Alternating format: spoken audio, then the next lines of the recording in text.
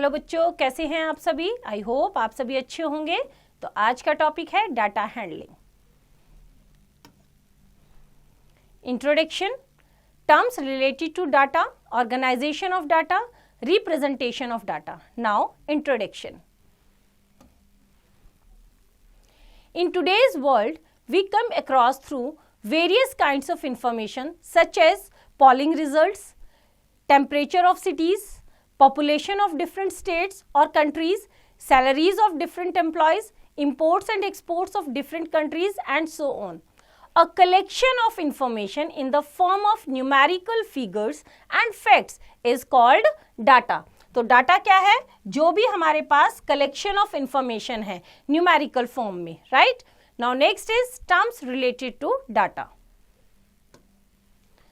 First is raw data. Data obtained in the original form is called raw data. जो data जैसे मिला है, जो इंफॉर्मेशन जैसे मिली है एज इट इज हमने पास रख ली, that is raw data. For example, the marks obtained by 10 students are given below: 48, 25, 23, 45, 37, 28, 31, 42, 39, 20. For example, the above data in ascending order is, ऊपर वाले डाटा को जो मिला हमें उसने एज इट इज रखा, दैट इज रॉ डाटा। अब हमने उसको क्या किया? असेंडिंग ऑर्डर में अरेंज किया। असेंडिंग मीन्स पहले सबसे कम, फिर उससे ज्यादा, फिर उससे ज्यादा, फिर उससे ज्यादा। तो हमारा क्या हुआ? 20, 23, 25, 28, 31, 37, 39, 42, 45, 48.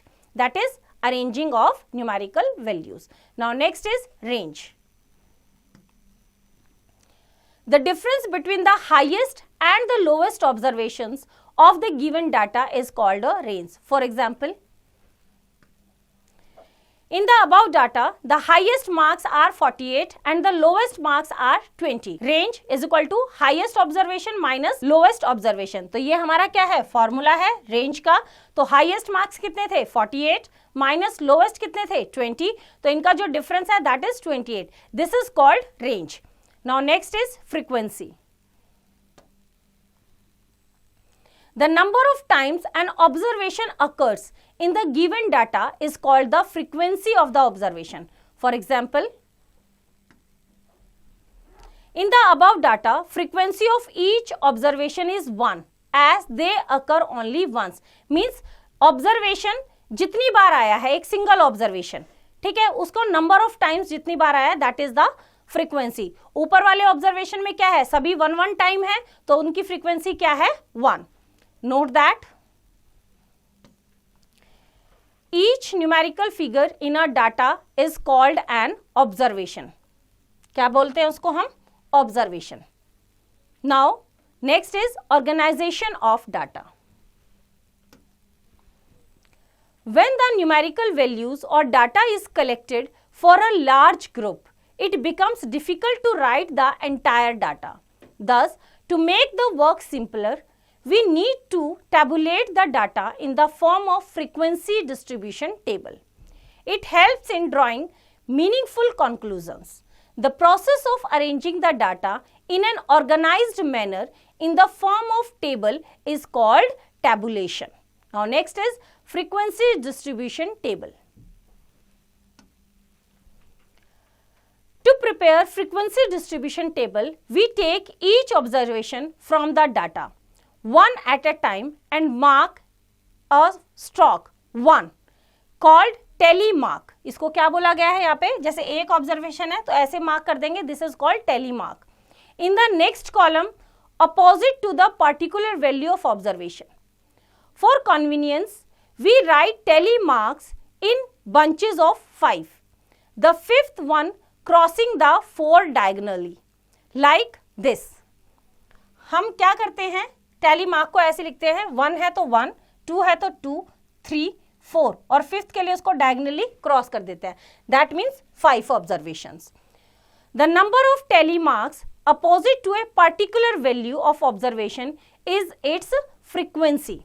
This frequency is written in the next column of tally marks called column of frequency. Example करते हैं. The choices of sweets for 30 students of a class 6th are recorded as under. L, B, L, इस तरह से ये हमें क्या दे रखा है, डाटा गिवन है. L for laddu, B for barfi, J for jalebi, R for rasgulla. Prepare a frequency distribution table for the data. Solution करते हैं इसका हम. The required frequency distribution table is as follows. First, किस चीज का है ये हमारा डाटा, किस चीज का है, स्वीट्स का. तो फर्स्ट वाले में लिखा हमने स्वीट्स. कौन कौन सी स्वीट्स है हमारे पास? हमारे पास है लड्डू, बर्फी, जलेबी एंड रसगुल्ला. सभी का नाम लिख दिया. Tally marks. सेकेंड वाले कॉलम में हमने क्या लिखा, टैली मार्क्स. और लास्ट वाले में क्या लिखा, नंबर ऑफ स्टूडेंट्स, कि कौन सी स्वीट कितने स्टूडेंट्स को पसंद है. जैसे L फॉर लड्डू है, तो इसमें से जब हमने L को काउंट किया तो कितना आया, 10. तो हमने टैली मार्क्स में कैसे लिखा, 5, क्योंकि हम 5 से ज्यादा नहीं लिखते इसमें. ठीक है, तो टैली मार्क में 5 कैसे ऐसे लिखते हैं, अभी बताया मैंने. तो 2 टाइम्स 5 लिखा है, दैट मीन्स कितने, 10 स्टूडेंट्स को लड्डू पसंद है. उसके बाद B को काउंट किया, दैट मीन्स बर्फी. बर्फी के लिए कितने हैं, 5, 6, 7, दैट मीन्स 7 स्टूडेंट्स को क्या पसंद है, बर्फी. फिर उसके बाद आया जलेबी. J को काउंट किया तो कितना है, 5 और ये 3, दैट मीन्स कितना, 8. तो दैट मीन्स क्या हुआ, 8 स्टूडेंट्स को क्या पसंद है, जलेबी. लास्ट में क्या है, रसगुल्ला. रसगुल्ले के लिए कितना है, 5, दैट मीन्स 5 स्टूडेंट्स को क्या पसंद है, रसगुल्ला. तो टोटल किया तो टोटल कितने स्टूडेंट्स हैं हमारे, 30. तो यहाँ पे नंबर ऑफ स्टूडेंट्स कितना आ गया, 30. तो हमने क्या किया, अपने कन्वीनियंस के लिए इसको टेबुलर फॉर्म में कन्वर्ट किया. Now next example. A dice was thrown 28 times and the following numbers were obtained. एक डाइस को हमने 28 टाइम्स क्या किया, थ्रो किया, और ये सारे नंबर्स हमें उसमें हर बार अलग अलग नंबर आया, जो भी आता गया हम इस तरह से नोट डाउन करते गए. Prepare a frequency distribution table for the data. Also answer the following questions. तो पहले हम क्या करेंगे, इसकी फ्रीक्वेंसी डिस्ट्रीब्यूशन टेबल लगाएंगे. ठीक है, तो arranging the data in ascending order we get. सबसे पहले हम क्या करेंगे, डाटा को असेंडिंग ऑर्डर में अरेंज करेंगे. तो हमने सॉल्यूशन देखते हैं इसका कैसे करेंगे. देखो सॉल्यूशन हमने क्या किया, arranging the data in ascending order we get. हमने क्या किया, 1, 2, 3, 4, 5, 6, यही होते हैं हमारे डाइस में नंबर, 1 2 लेके 6. दो the required frequency distribution table is as following. कैसे बताया हमने, देखो नंबर्स कौन कौन से हमारे, 1, 2, 3, 4, 5, 6, ये हमारे नंबर्स आएंगे. राइट, उसके बाद सेकंड कॉलम बनाया हमने टैली मार्क्स का, और लास्ट कॉलम बनाया हमने नंबर ऑफ किसका, स्टूडेंट्स का. राइट, तो फर्स्ट वाले में 1 नंबर कितने का आया, 1 कितनी बार आया हमारा, 2 टाइम्स. तो हमने 2 टैली मार्क बनाया, दैट मीन्स 2.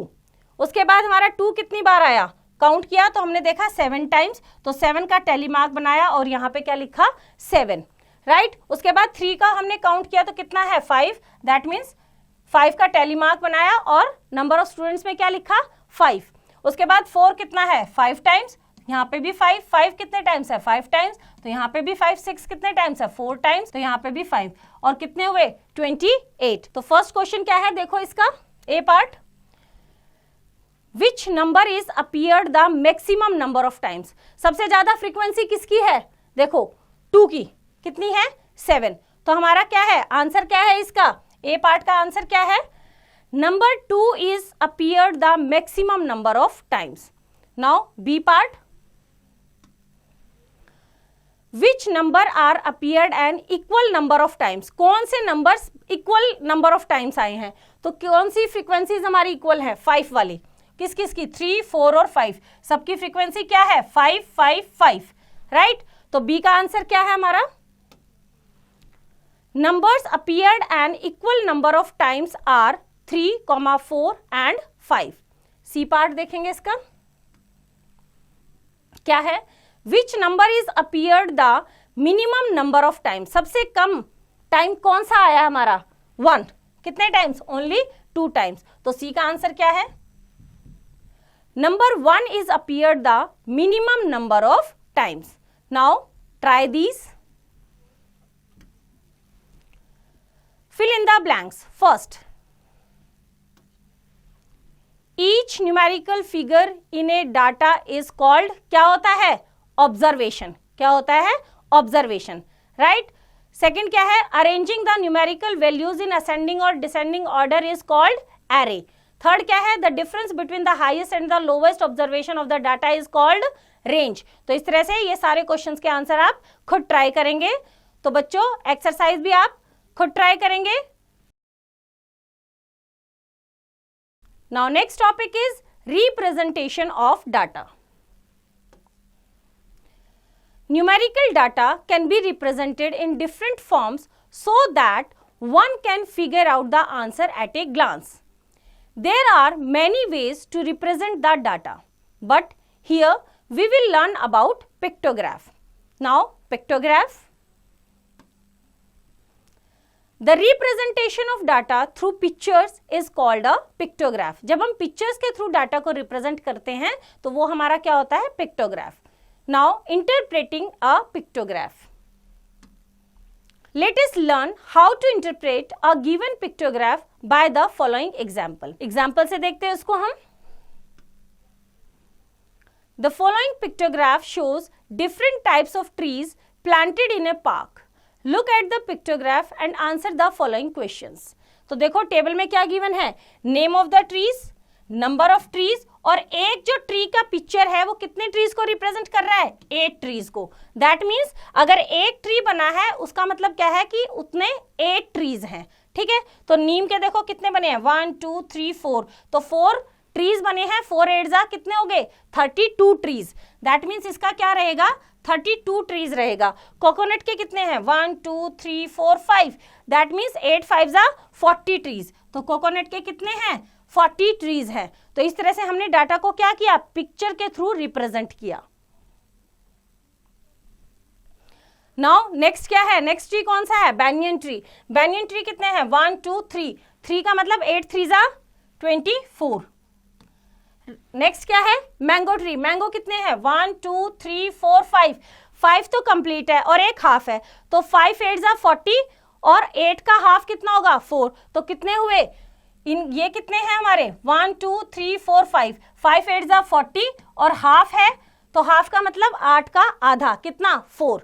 तो कितने हो गए, +4, that is equals to 44 trees, right. तो क्वेश्चन देखते हैं इसका A part. How many neem trees are there. Solution देखते हैं इसका। हमने देखा था कितने थे वो, 4 सिंबल्स थे ना। The row of the neem trees has 4 symbols as each symbol represents कितने trees, 8 trees. So the number of neem trees is equal to 4 multiplied by 8 is equal to कितना, 32। यही हमने निकाला था, 4 multiplied by 8। Now B part. Which trees are maximum in number? सबसे ज्यादा किसके tree हैं, मैंगो के। आपने भी देखा कितने हैं, 44 ट्रीज। तो B का आंसर देखो। As the row of mango trees has maximum number of symbols, that is 5 complete and 1 incomplete tree, so mango trees are maximum in number. C part. Which trees are minimum in number? सबसे कम कौन से trees हैं, solution देखते हैं इसका। कौन सा है, बैंयन ट्री का देखा ना हमने, सिर्फ 3 ही ट्री बने हुए हैं। तो as the row of banyan trees has minimum number of symbols, that is 3 trees, so banyan trees are minimum in number. Now D part. How many trees are there in all? तो जितने भी सारे symbols हैं सबको हम add करेंगे। तो D का आंसर देखते हैं। All rows have 17 complete trees and 1 incomplete tree. For an incomplete tree, we take roughly 4 trees. So the total number of trees is equal to 17 complete थे, तो 17 multiply by 8, एक incomplete था तो उसको roughly हमने ले लिया 4 trees के equal, तो 1 multiply by 4 that is equal to 136 plus 4 is equal to 140. That means total कितने trees थे, 140 trees. तो बच्चों इसी तरह से एक्सरसाइज आप खुद ट्राई करेंगे। आई होप आपको चैप्टर समझ आया, इसका रिवीजन आप खुद कीजिए।